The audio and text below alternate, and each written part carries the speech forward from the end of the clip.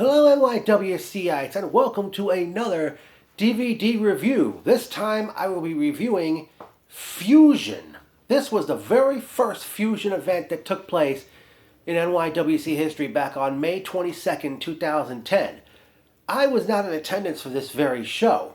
Believe it or not, the show was released on DVD. I'm not sure why NYWC stopped producing their own DVDs, shows on DVDs, that is.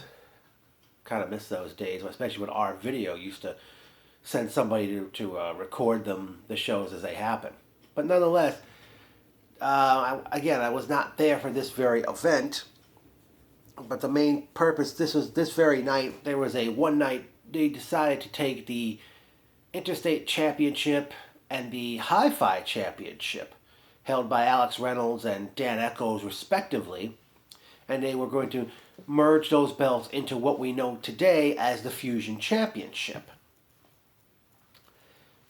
And the Alex Reynolds and NYWC owner Shane did a voiceover commentary for the DVD. But the matches, we get underway with a first round match of the tournament, which sees Tony Mama Luke, who go one-on-one with Bruno Marciano. Mama Luke, of course, was in WCW for a very short time as Tony Marinara, and then he later gained more fame in ECW as Tony Mama Luke, as a member of the Full Blood Italians, and was tag team champion with his partner Little Guido. Marciano was a homegrown NYWC star who made his in-ring debut back in 2006. In the early going of the match, they were exchanging strikes, and eventually Mama Luke had gotten Marciano in a Texas Cloverleaf, but I think Marciano got to the ropes to break it. The end came when Marciano placed Mama Luke in a sleeper hold, but Mama Luke kicked off the turnbuckle, landing on top of Marciano and pinned him to advance in the tournament.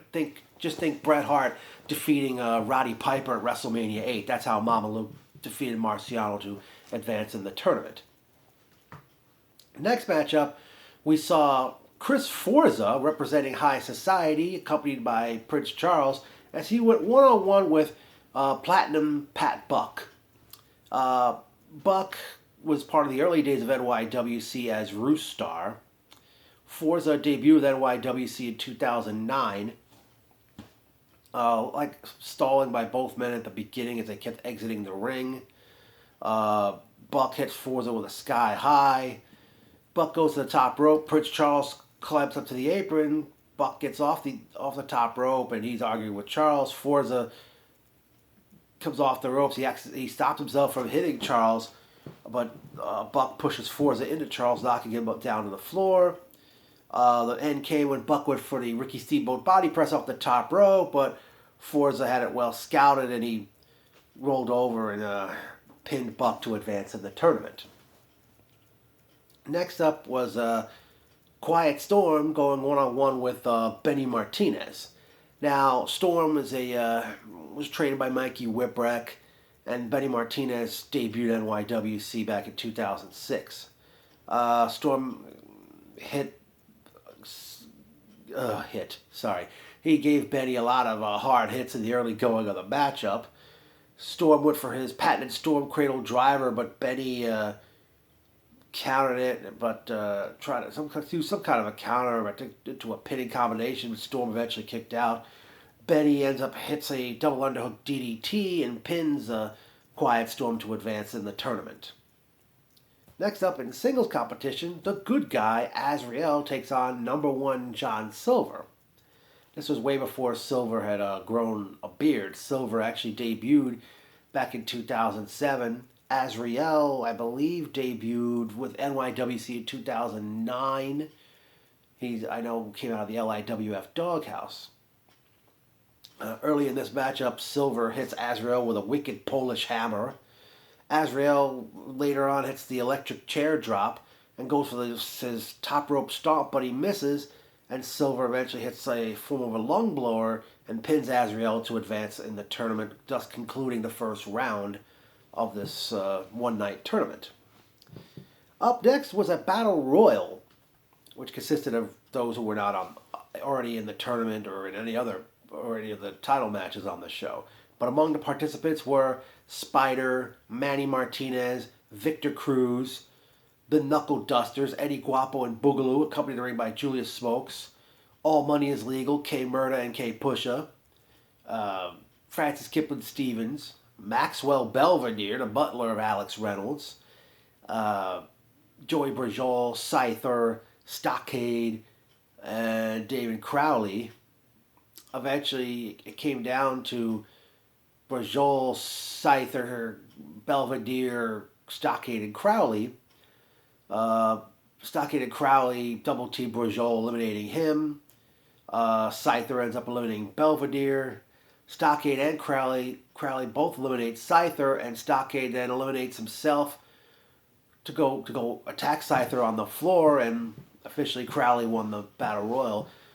Stockade brings Scyther back into the ring, and they're doing a number on him, and they've hung him in the tree of woe in the corner, and they had the chair around Scyther's neck, I guess like a Pillmanizer type thing, and they had like a cinder block in the ring. Eventually, Shane comes running out, as does Mikey Whipwreck, and they eventually get Scyther out of the untied from the corner. Stockade eventually gives Whipwreck a gore, commonly known as a spear. And then Stockade gives Whipwreck a DDT on that cinder block, and Whipwreck causes Whipwreck to bleed.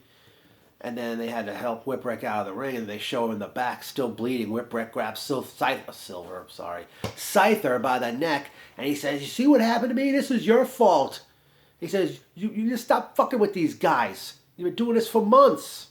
And he says, "You better resolve this."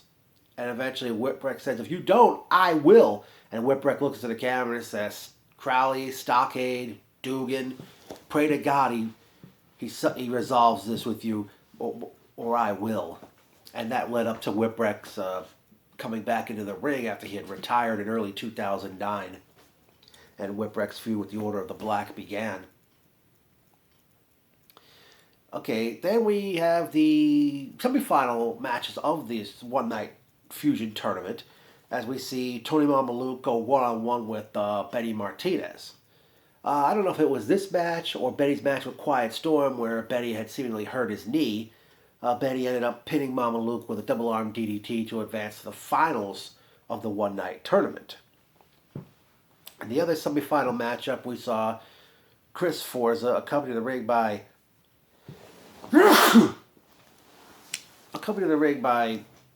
Prince Charles, took on number one John Silver. Forza had hooked a nice Cobra clutch on Silver, and he held him in that move for a bit. Silver eventually hits a strong clothesline. Silver attempted that modified lung blower, which he used to beat Azrael in the first round, but Forza had it well scouted. He grabbed the rope, and Silver ended up landing on his back, and Forza pinned Silver to advance to the finals of the tournament. Up next was a three-way tag match for the Tag Team Championship in what was billed as a white trash bash. As it was the champions, Big Time Rush, Ryan the Adrenaline Rush, and Big Time Tony Burma defending against the Celtic Saints, Kieran and Michael Mansfield, and the Dirty Rednecks, Dirty Moore and Dirty JT, who we know is Kaysen, and they were accompanied ring by Jethro. There was a whole bunch of chaos in this match. There was bales of hay, car tires, beer kegs, hopefully they were empty. A fire extinguisher was used. Burma brought like a stick with barbed wire on the end of it.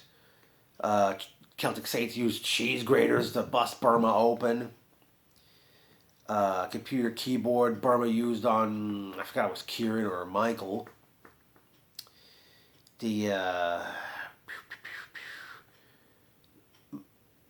I think it was Kieran or Michael hit a pump kick on someone in the match. A pinata filled with thumbtacks was brought into play, and Dirty Moore was double backdrop by Big Time Rush onto those tacks. The Saints tried for the Quebecers finisher onto Ryan Rush, who was laying on a table, but he moved out of the way. No, I'm sorry, it was a door set up on two beer kegs. It wasn't a table. And then we had, eventually a beer bottle. I forgot who it was. Jethro eventually got in the match, but he paid the price for getting in there. And I think the Celtic Saints tried to pin him at one point, forgetting that he was in the match. And I forgot who it was, Moore or JT. One of them had a beer bottle and accidentally broke it over his tag partner's head, and Bruno or Rush got the pinfall to retain the tag team championship. Next up was the final match of the one-night tournament, where the winner of this would be inserted into a three-way match with Alex Reynolds and Dan Echoes to crown the first ever Fusion champion. In the final match, it was Chris Forza, accompanied to the ring by Prince Charles, against Benny Martinez. Benny, I think this was a match where he was sporting the heavily padded leg. Martinez hits a handspring elbow in the corner and eventually puts Forza down with a double arm DDT to win the match, to win the tournament and advance to that three-way match with Reynolds and Echoes later in the show to see who will be the first ever Fusion champion. Next up was a singles match for the NYWC title, as the champion Anthony Maverick Nese, who later became the premier athlete Tony Nese, as he defended the championship against the Greek god Papadon. At one point they kept going out to the floor. Papadon threw Nese over the rail. Back in the ring, Nese hit a tornado DDT. Papadon hits Nese with a very stiff lariat, causing Nese to do a 360 job. I think somebody hit an electric chair drop at this one. I forgot who it was. Nese used the Dude Buster, but Papadon kicked out of that. Nese accidentally kicks the referee in the head. Papadon hit a kick to the balls. Papadon hit the Shiny Wizard, which he called the Alpha Omega. Ref Forge came out to take over the referee duties after the first referee was accidentally kicked by Nese, but Nese kicked out of the Shining Wizard. Nese did a top rope Hurricane Rana. Nese attempted his 450 splash from the top rope, but I don't know if he slipped off the rope. He tried for a rolling cradle, but Papadon dropped to his knees, grabbed the ropes, and Papadon pinned Nese to win the NYWC championship. And then it was time for the main event of this very show, which saw Benny Martinez versus Alex Reynolds versus Dan Echoes for the winner will be crowned the first ever Fusion champion. Again, it was the Interstate and Hi-Fi championships, which were held by Reynolds and Echoes respectively, being merged into what we know today as the Fusion championship. Most of this match, Reynolds and Echoes would double team Benny. Eventually, I believe Benny had Reynolds or Echoes catapulted off from the apron over the ropes and took Benny down a sunset flip while Benny German suplex Echoes or Reynolds. Then we had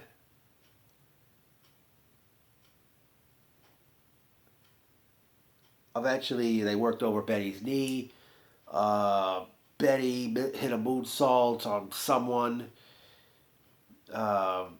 Echoes accidentally super kicked Reynolds. Benny gave Echoes a double arm DDT and pinned him to eliminate him from the match. Reynolds eventually hits Benny with a buckle bomb. Reynolds was on the top rope. Benny did this awesome super German superplex. I won't say that 3 times fast.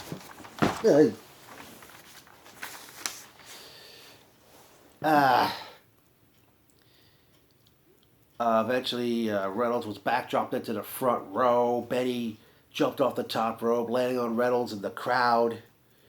Reynolds picked up Benny and dropped him knee first on the top of the guardrail. The referee nearly counted Benny out, but Benny managed to get back in the ring and avoid a count out, but then Reynolds put Benny in a half Boston Crab, and Benny, whose knee was banged up throughout the night, eventually tapped out, and Alex Reynolds was victorious and became the first ever NYWC Fusion Championship. Although I was not at this very event, it was pretty much very historic, the first ever Fusion show.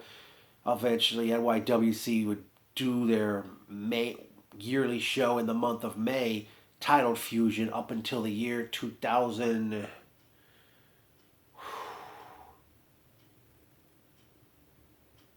Up until 2000, I think 2015 was the last time they had a show titled Fusion, because the month of May, the show, they titled the show Master of the Mat, which is usually an Iron Man or Woman match as a main event. But this was, a great, great DVD. Obviously, it was a pretty much very good show. Mikey Whipwreck being attacked, that was obviously that set the stage for his comeback at the time. Bruno Marciano, even though he was defeated in the first round, he had a lot of potential, and unfortunately he never got back to me about it, doing an interview, a no punches pulled interview. Marciano stopped wrestling around 2011, 2012, I believe.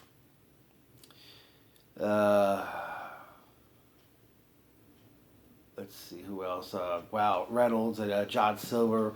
We know them today as part of the Dark Order and All Elite Wrestling. And there was Benny Martinez, great talent. Obviously he was the MVP of this event, wrestling 4 times in one night. Wish he was still around wrestling. Of course, Prince Charles managed Alex Reynolds and Chris Forza. I wish Prince Charles, he still hasn't gotten back to me for a no punches pulled interview after I sent him his questions. And who else we got? I can remember here. Big Time Rush was a great team, as were the Celtic Saints. Unfortunately, all 4 of those guys do not wrestle anymore. And the Dirty Rednecks, of course, one of them is Kaysen. I thought Jethro, he had some potential. I wonder what led to him leaving wrestling. I don't know if anybody's got an answer to that one. Damon Crowley, I don't know what went wrong with him, but I think he didn't even last a whole year, unless I'm wrong. Great. See, he definitely, I enjoyed those spikes he had on his big, I don't know if those were actual spikes he had on his forearm braces that he used to wear to the ring. And I noticed Scott Barron, who used to sit in the crowd with me in the past, he was doing timekeeper duty, I believe, that night, because Larry Legend ring announced the show. Scott was trained to wrestle at the time, and I think something, I forgot what went wrong with him as to why he stopped. I don't know if he got injured or just got discouraged or just quit flat out quit. I don't know. But yeah, this was very good, and I haven't done one of these in a long time. So NYWCites, I hope you enjoyed this one.